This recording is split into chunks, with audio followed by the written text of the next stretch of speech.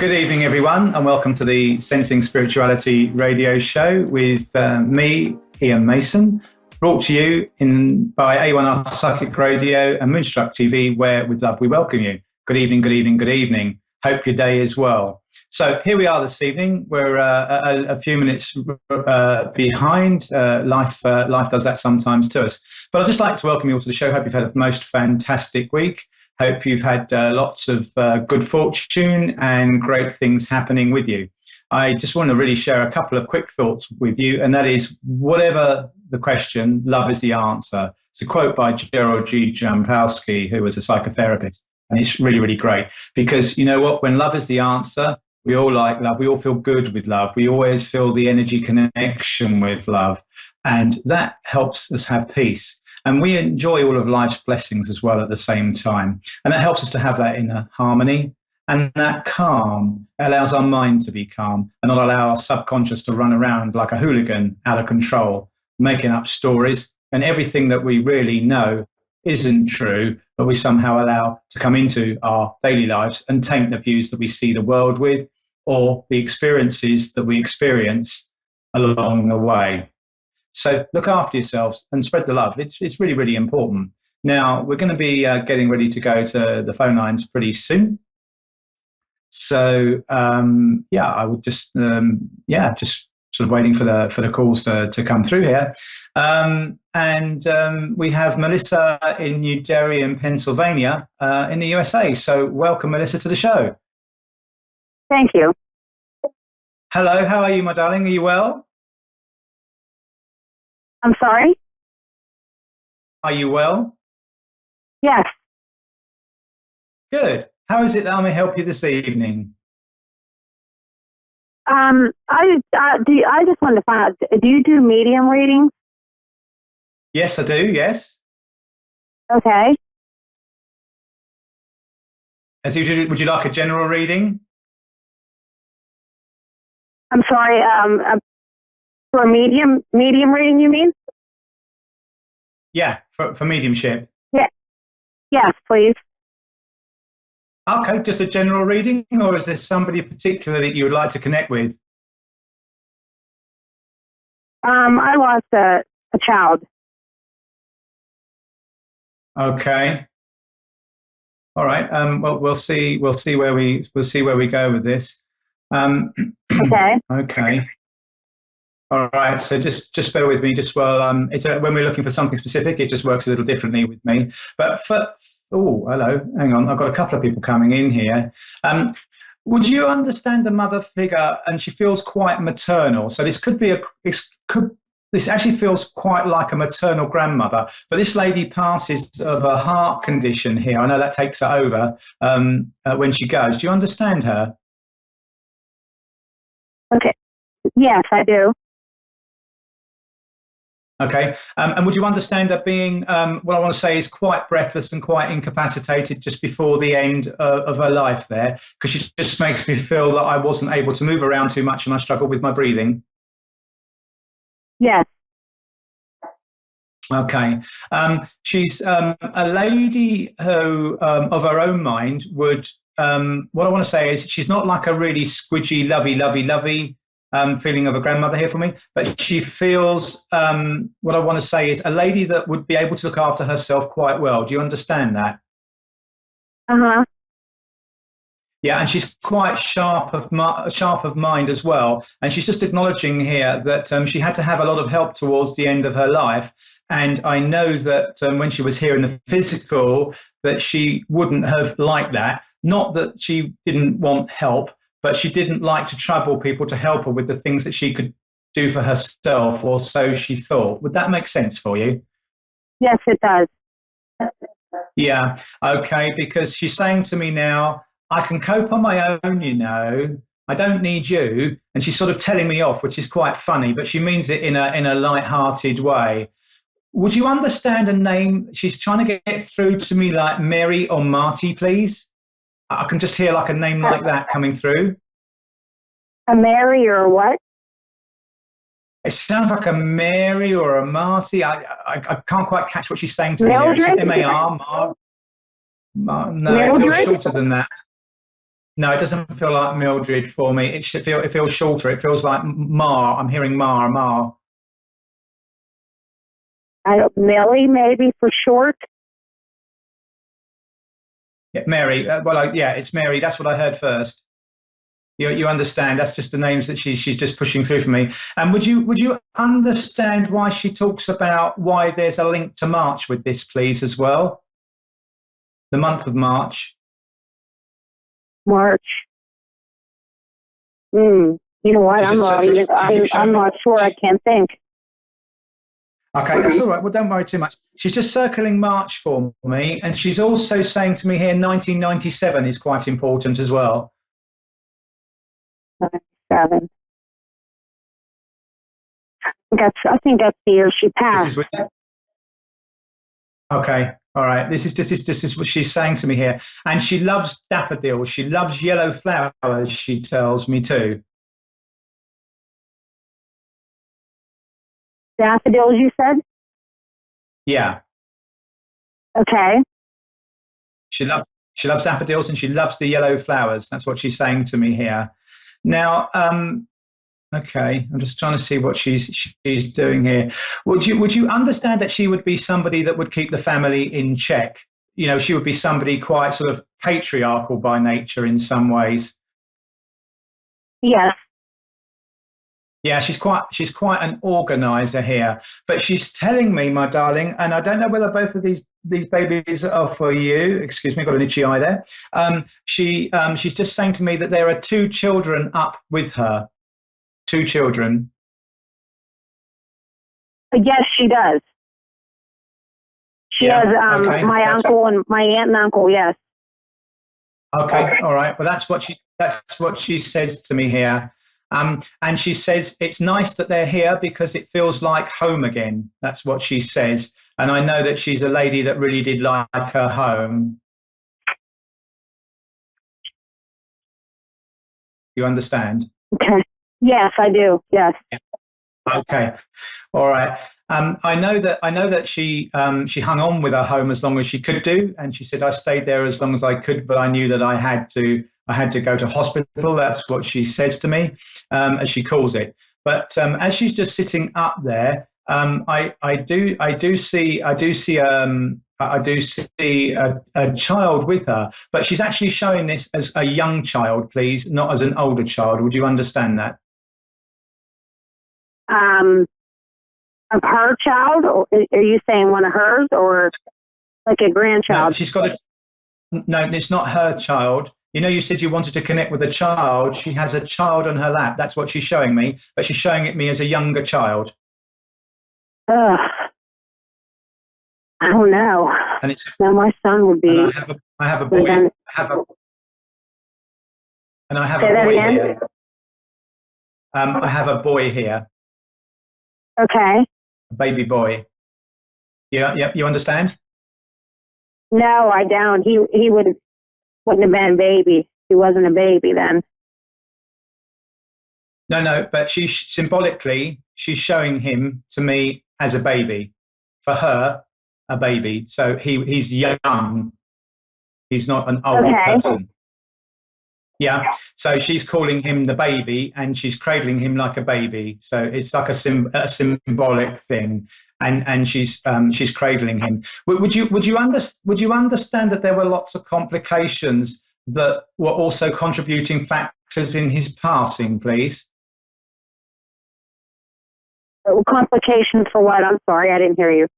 Circumstances, because it just feels like things either didn't go right, didn't come together quite right, and they couldn't administer the right care for him. Okay. Does that make sense? No, actually, no, it doesn't. Trying to think. Okay. She's saying to me here that it was a bit of what I want to say is either a quick reaction or trying to find a quick solution here, but they couldn't find the right thing in a short amount of time to help him. I don't know. Okay. Well, this is what she's saying, because it's not like it's one of these things where there's, if you like, a wrongdoing on any part. It just seems to be an unfortunate chain of events with circumstance. That's what she's saying to me. It's just like things Okay. didn't click together. Hmm. You understand? Okay. Yeah. Okay. All right. And she says that it was not that feeling of being unnecessary, but very regretful that we couldn't. What are you doing with him?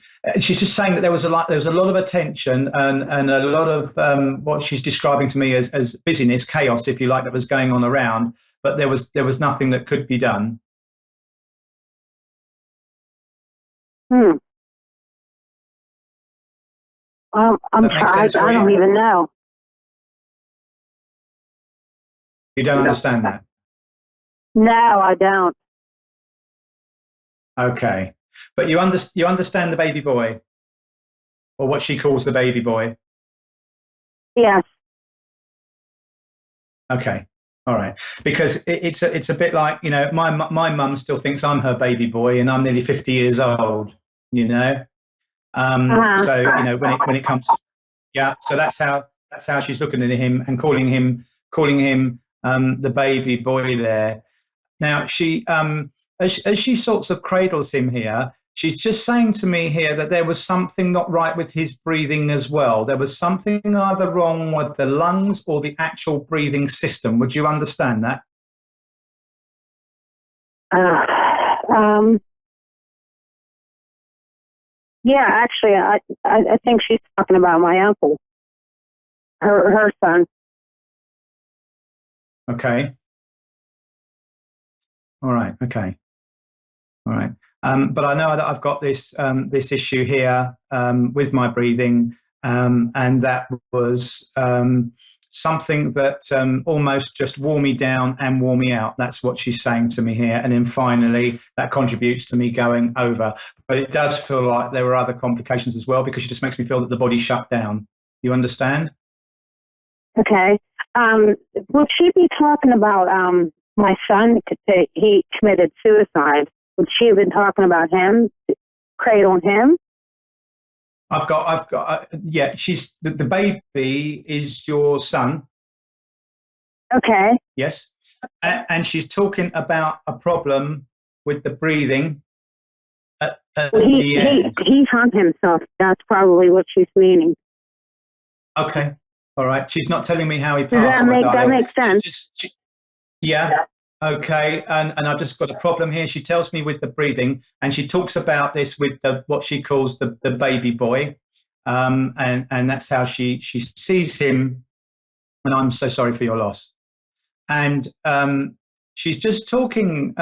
She's just talking to me here that he felt that nobody heard his, what she says, cry for help, or his pleas. He said the doors were shut on me and I couldn't get any more help. Would you understand that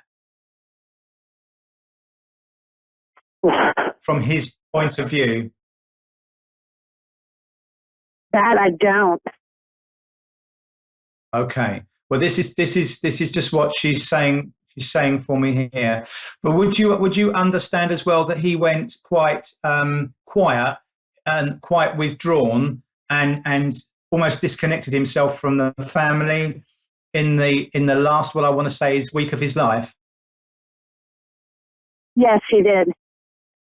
Yeah, because this is what she's passing on from him. So she's actually speaking for him as well as passing the message through. And she just says to me here that she's saying to me that he's aware that people tried to reach him. He knows that, but he shut down and took himself away. Now, I do understand that in the last month of his life, it very much feels like everything almost fell away from him. So I get the feeling of him not either feeling a sense of belonging here, whatever was going on, either the work or the personal fronts, they had sort of, what I want to say is, dwindled away in some way. Would you understand that? Yes, I do. Yeah. And this is unfortunately what sort of triggered his mindset to start to sort of move him onto the, the path that he ultimately took. And particularly in that last week of his life, he's message that Nan is passing through for me here is saying that he. Oh, hang on a moment. He's he's changing what he's saying. He's either. What are you doing? Sorry, I'm just talking. I don't understand what you're doing. Oh, okay. So moved. He says he took himself away from where he was or where he used to stay.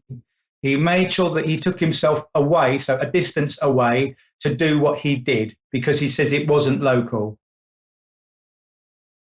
Okay. You understand that? Yes. Okay.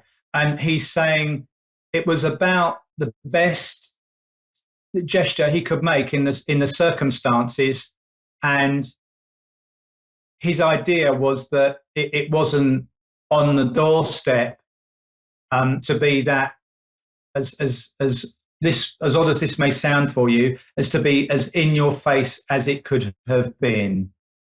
Okay. And I just get the feeling here that he was, in the last 3 months of his life, he became quite, what I want to say is transient, and he was moving around quite a lot. He was very, very unsettled. Would you know that? No. Oh, okay. Because I just got this feeling of this disconnection and him moving away. And this is what your grandmother is saying to me here. Now, he does feel, what I want to say is, sad about the way in which he was found, because he said he frightened people. Yes. Okay. And he's sorry for that too, because he said people shouldn't have expected to have come across that situation when they're just out and about in the course of their normal day. And he wants to apologize to those people as well. He does say that from his point of view, that he felt there was no other option for him to turn to. And he feels very sorry that there was not the connection that he would have liked with Dad, please, too. Okay. Okay. And he's just coming in here just with that sort of feeling of, I'm sorry, I really didn't mean to cause harm. I just did what I felt I needed to do. So as we come to the end of this show, my darling, I really, really hope that you managed to get some comfort, as I do feel like he wants to leave his love and best wishes with you. And you're very, very welcome to connect with me on Facebook or on my web, or through my website, which is iainmason.com, if there's anything further that you would like to get from me. But for now, we are out of time, I'm afraid. But I, as I said to you, I will leave his love and best wishes with you, and to say thank you so much for calling into the show.